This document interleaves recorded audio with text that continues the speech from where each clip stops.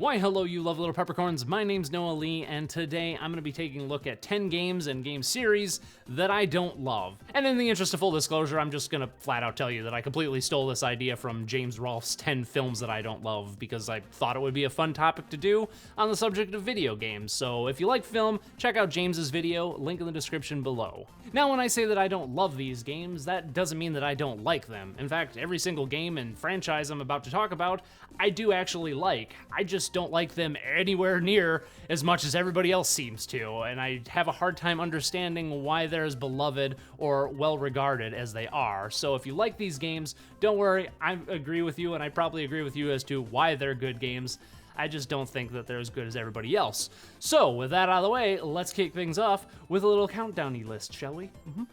Number 10, Super Mario World. Now, I really love this game, and it's one of my favorite platformers on the Super Nintendo, but when I compare it to Super Mario Bros. 2, which is a game I recently discovered my love for, and especially Super Mario Bros. 3, it just doesn't hold a candle for me. It's very bare bones, very minimalistic in comparison. It reuses a lot of the same assets, and there's a certain weight to Mario in this game that I just don't like as much as Super Mario Bros. 2 and Super Mario Bros. 3. And comparing this to like even the 3D Mario games, which I think are way better than the two-dimensional Mario games even, it's just, you know, one of my least favorite Mario games overall, but that's not really saying much because Mario's awesome and almost every game he's been in has been fantastic, and this game's no exception. I just think that compared to everything else, it's a little bare bones and kind of lackluster. Number 9, Kid Chameleon. As a Sega Genesis fanboy such as myself, I'm apparently supposed to think this is one of the greatest platforming games ever made. And I don't. It's fine, I think it's pretty good actually, but every time I sit down to play it, about, 40 minutes to an hour, I just find myself getting super bored and I turn it off. Like, for whatever reason, this game has never clicked with me, even though as a Sega Genesis fanboy, this is, supposed to be like the holy grail of platforming games outside of Sonic the Hedgehog.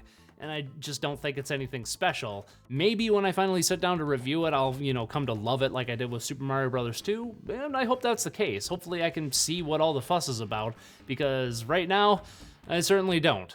Number 8, BanjoKazooie. I'm just gonna go on record right now and say that BanjoKazooie is a far better game than BanjoTooie is. I'm sorry, it just is. BanjoTooie is great. I love so much about BanjoTooie, but there's just so much frustration and so much tedium in that game, and the world design is, unique and cool, and it pushed the boundaries of the N64. I agree with all of that, but it's just such a slog to get through every time I sit down to play it. It's just, it takes so long to get a jiggy. In BanjoKazooie, you get jiggies like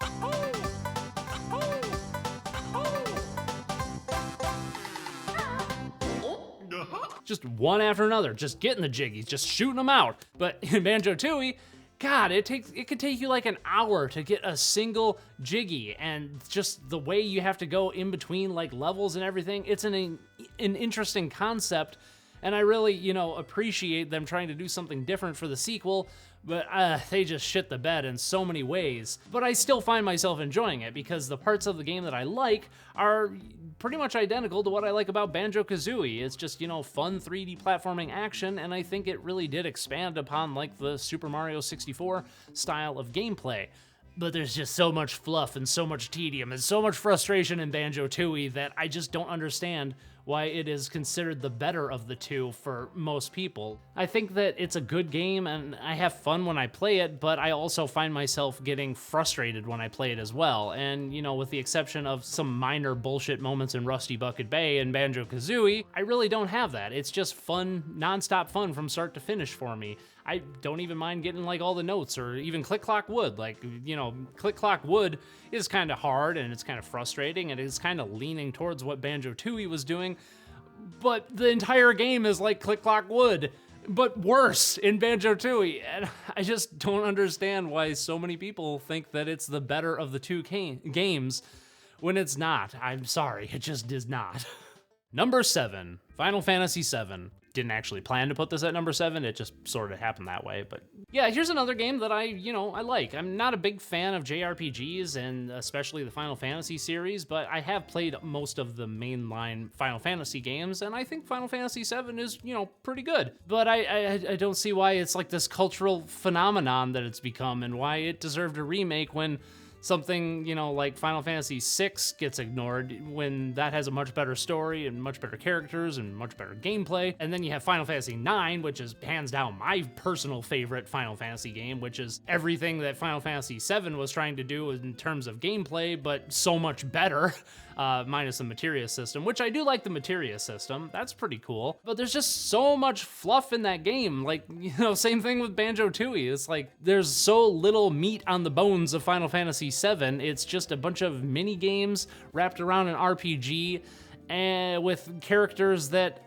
aren't even there. Like, now we know like the character of like Tifa and Barrett and like Zack and Sephiroth and all these things, but they don't actually have any character development in the game. Cloud does, I guess. I suppose Aerith has a lot, but all the other characters in the game that we know and love got their character development in other properties that came later, like Final Fantasy VII Advent Children, or Dirge of Cerberus, or Crisis Core. In the original Final Fantasy VII, they were just kind of bare bones in there. I don't even find the story in Final Fantasy VII particularly, interesting in comparison to something like Final Fantasy IX or Final Fantasy VI. Hell, I even think the story in Final Fantasy VIII, weird as it is better than Final Fantasy VII. It's at least more interesting, but that has the same problem as well. The characters are pretty lackluster, and the gameplay is absolutely worse than Final Fantasy VIII. I will give that, hands down any day. But yeah, I think Final Fantasy VII is a pretty damn good game, and I would have loved to play it when I was a kid. I didn't play it until much later, but yeah, I just don't understand why it's such a huge cultural phenomenon when it's not even anywhere close to being the best in the series, but hey, there you go. Number 6, God of War 2018. Now, I've been saying for years that I have wanted a Norse mythology God of War game. I've been saying that pretty much since I finished the original God of War on the PlayStation 2. Like, before God of War 2 was even announced, I was hoping we were gonna have a Norse mythology version of this, because don't get me wrong, Greek mythology is fucking awesome, but I think Norse mythology is so much more interesting, and I would have loved to have a hack and slash action game like the original God of War in this world. And then it was announced, and I'm like, oh my god, we are getting a new God of War, finally, after all these years, after the horrible God of War Ascension and the God of War 3, we're finally getting a new one, and it's a Norse mythology themed game. And then I saw that it had, the whole over-the-shoulder character slightly to the left or right, camera angle, cinematic story, bullshit, and I kind of lost my enthusiasm. But then I played it, and I was pleasantly surprised. I actually really liked God of War 2018, but, the things I liked about it have been done elsewhere and done better. Like, the story of God of War, the graphics are amazing, don't get me wrong, and the way the camera moves in that game, it's an interesting concept. It's kind of annoying when you're trying to fight sometimes and the camera's, going to show you the next cinematic whatever, but, that's kind of a minor complaint. And I really like the character development of Kratos and his son and all the other side characters that are in there, but it's all plays out in cutscenes, and like, none of it has any impact on the gameplay. It's just one of those cinematic games like, The Last of Us or Uncharted that, the gameplay and the story are separate, and which is fine. I don't see anything wrong with that, really, but I don't know. I think games can tell stories in a better way than than a cinematic movie can, and honestly, I just wish they would have made a CG movie out of God of War 2018, because everything I enjoyed about it came from the cutscenes and all that stuff and the character development, because the combat was not really all that interesting. It was fine, it was serviceable, it got the job done, but it wasn't an adrenaline pumping test of skill like the original games were, at least not until you fought the Valkyries. I totally admit, like, if every fight played out like the Valkyrie fights do, it probably would have been a great game, but that's an exception to the rest of it. I greatly prefer the original God of War games, especially 1 and 2. and even the ones on the PSP were pretty damn good. So I see why people like it, because, you know, it's this cinematic, super polished game and everything like that, but cinematic games aren't what I'm looking for, and I just wish it would have been a movie instead. Number 5, at no surprise, The Legend of Zelda Breath of the Wild. I really like this game, I swear. I've shit on it so much on this channel and in so many videos that people swear up and down that I hate this game, but I don't. I really like Breath of the Wild. I just don't think it's like the greatest game ever, like so many other people seem to think. You know, the open world Zelda idea, that's a great idea. Do that. I was so for that. And then I played it and I think it's good. I think like the idea of taking like the Zelda formula and scattering up into all these little bits and pieces throughout the shrines rather than having dungeon and then go to town and, you know, do some side quests and then another dungeon and, you know, do some other stuff.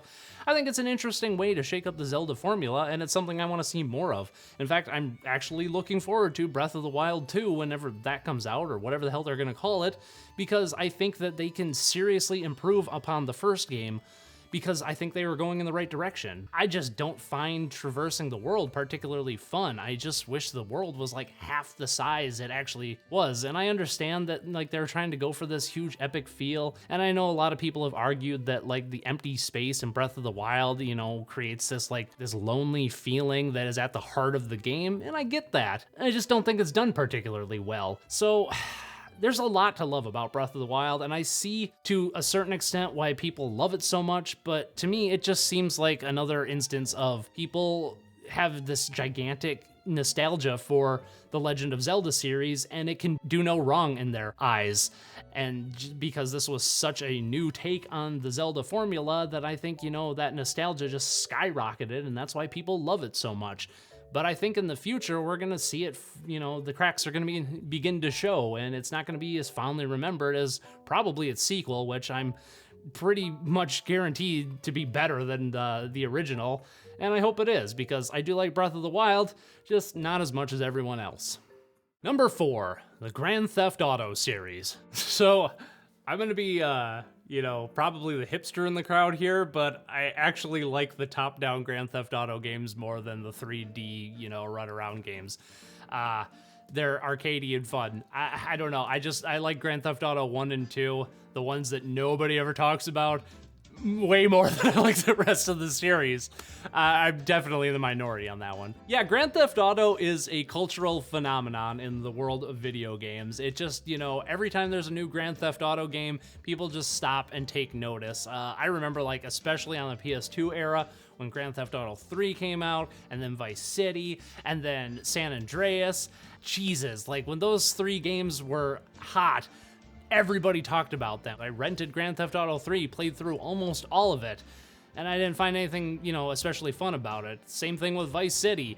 Same thing with San Andreas. Like, I liked the characters in San Andreas, but I did not find the gameplay particularly fun. That fucking train chasing thing or eat my fucking ass. And after San Andreas, I stopped trying. I haven't played Grand Theft Auto 4, and I haven't played Grand Theft Auto 5 because they just looked like the same exact games, just with a fresh coat of paint and, you know, updated stuff, which is fine. If that's what you're looking for, more power to you. Apparently Grand Theft Auto 5 was like is widely considered the best one in the series, but I'm not even gonna play it because I've given the series a fair shake at this point, and everything they've shown me so far hasn't really convinced me that it has evolved in any way beyond just graphics and stuff like that. I just don't see what all the appeal is about it. Of all of the games and series on this list that I'm talking about, this is the one that I just genuinely don't even like all that much. So yeah, Grand Theft Auto, not my cup of tea. Number 3, Super Mario Galaxy 1 and 2. Yeah, this one's probably gonna bug some people. Look, I love 3D Mario games, like Super Mario 64, Super Mario Sunshine, and Super Mario Odyssey are 3 of my favorite games of all time. I absolutely love the 3D Mario formula. It's just, you know, so much fun in my opinion. And I was so excited for Super Mario Galaxy when I first heard of it. And then I played it, and it was all right. Yeah, I I thought it was okay. Even with the you know, the Wii controls, they actually, you know, all you do with the motion controls is like point at the screen and collect star bits and shoot star bits, and that's fine. I mean, that doesn't really bother me all that much as far as the controls go. It's just everything else about this game that I don't like. It's so slow and tedious in so many ways, and it's so linear in so many ways, which is what really irks me about this game, because it feels and looks like you're exploring these, you know, these levels and hopping from different planetoids, and like the gravitational thing. Like, kudos on Nintendo for finding a way to make the 3D rotational effects and gravity physics not make people sick and give them motion sickness and all that, because I think that all functions very well. I just don't find it particularly fun to play. And there's so many fucking jump and the fucking things move, or platforms move, or like, you know, you walk on something and you can walk on it twice and then like the platform disappears. There's so many fucking little gimmicky bullshit like that. Apparently Super Mario Galaxy 2 is widely considered by, like, you know, diehard Mario fans to be the best 3D Mario game, at least until Odyssey came out. And I just don't see it. I appreciate the games for what they are. I appreciate their technical abilities. I appreciate that they're some of the best looking games on the Wii, which is, you know, admittedly one of my least favorite consoles. But I just don't see why they're as beloved as they are, because they don't hold a candle, in my opinion, to the other 3D Mario games, especially Odyssey and Sunshine and Super Mario 64. Number 2, The Last of Us. Much like God of War 2018, everything I like about The Last of Us has nothing to do with its gameplay. Like, the gameplay is just your bog standard over-the-shoulder third-person shooting game and stealth game with some light crafting mechanics. But the characters and the story and the dialogue and the, you know, the cutscenes and the graphics and all this stuff, you know, just comes together and makes a beautiful world. And, you know, it managed to take one of my least favorite genres of all time, which is the zombie apocalypse genre, and somehow put a twist on it to make it actually interesting. Like, that's great and all, but all that stuff's separate from the gameplay. Like, everything that's good about The Last of Us would have functioned so much better as a movie or a TV show. Like, function in the proper medium, people, because everything that's good about The Last of Us has nothing to do with its gameplay, because its gameplay is so boring and standard and just, I don't know, it's brutal, it's bloody, it's violent, and it's visceral, I understand that, but so is every other fucking AAA game on the market these days, and even back when the original was released. There's nothing special about the gameplay aspects of The Last of Us, and if there are, I'm not seeing them after, you know, a playthrough and a half of trying. I don't see why people flipped over this game as much as they did. So yes, I like The Last of Us, but I don't know, I just don't think it's as special as everybody else seems to think it is, and maybe I won't be in the minority on that one much longer, because I think people are starting to go back to the original after the after the shitstorm that was the sequel, which I have not played, and maybe they're finding out that the original isn't as good as they thought it was either. Who knows? Let me know in the comments. Yay! And number 1 is Super Smash Brothers, the entire series. To a certain extent, I do understand what people see in this game. It's a multiplayer fighting game with a lot of, you know, Nintendo characters coming together. That's great and all, but I just don't see why it's as popular as it is, why it's such a gigantic event every time a new Smash Brothers game comes out, or every time there's a new Nintendo console, how as soon as it's announced, people are like, oh, I wonder what the new Smash is going to be like. Who do you think's going to be in the new Smash? Do you think that they'll have so-and-so in Smash? Will we finally have Waluigi in Smash?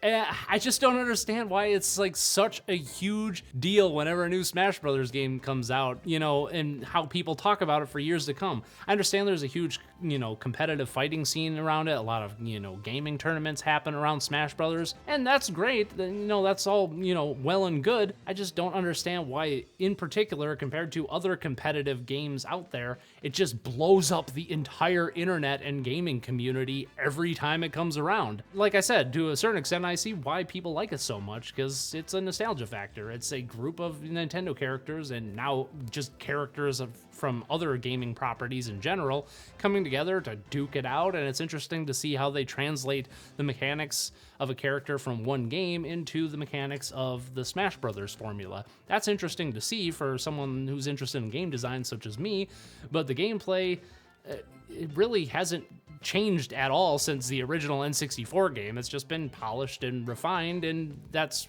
again, all well and good, but I just don't see it. I just don't see it. Now with this one, I fully admit I'm not the target demographic for it. Like, I'm not big on fighting games, and I'm not big on multiplayer games, and this is a multiplayer fighting game. When you're playing the game by yourself, you know, it's just you versus the AI, and there's nothing special about it, but then when it's you and a bunch of other people, the game rewards the player who tries to stay away from the fray until everybody else has weakened each other. The design of the game actively encourages you not to play the game until the proper moment, because if you're in the fray, you're gonna take more damage and you're gonna be more likely to be smashed off the screen. And I just don't see why that's such an engaging gameplay loop. I like like I said, the way that they translated mechanics from different games into the Smash Brothers formula.